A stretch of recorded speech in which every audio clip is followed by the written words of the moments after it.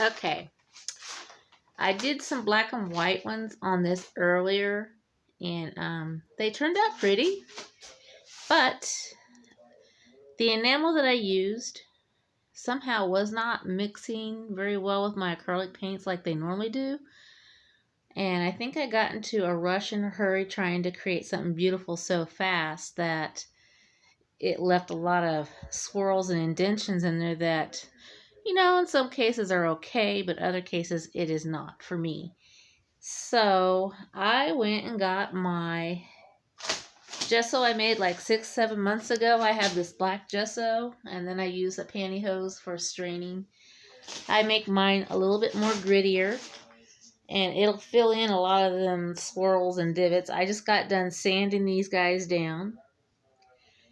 The black and white ones were pretty, but the composition was a little off for my taste. So because I didn't like the swirls and the lumps that much, and the composition was a little off for me, I decided I'm going to sand them down. I have a sander that I use, and so I sanded them down. I got my gesso, my black gesso. It's still good even after 6, 7, 8 months. My gesso, I make it with Elmer's glue, the chalk, water, and that's my mix pretty much. Chalk, glue, and water. And of course, house paint, a little bit of house paint, and then the acrylic paint also. That's how I make my gesso. You can make it to however thick you want or however gritty you want.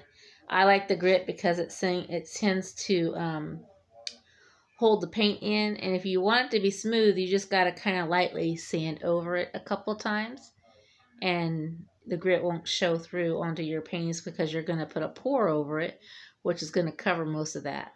I do have some paste that I might, skim over in case there's any like pinholes or deeper divots or anything that I can't see at this moment because it's all shiny. But the one thing I want to tell you guys about is that enamel. I really like the enamels because when the paintings dry, they're really super shiny and they're really beautiful. And if I'm not mistaken, some enamels out there have UV protection already in them.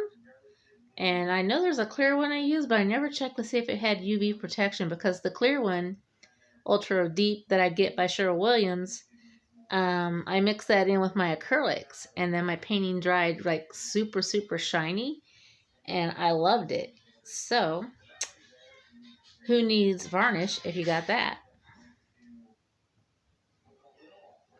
Well, stay tuned, and I will show you the next design if I don't destroy it.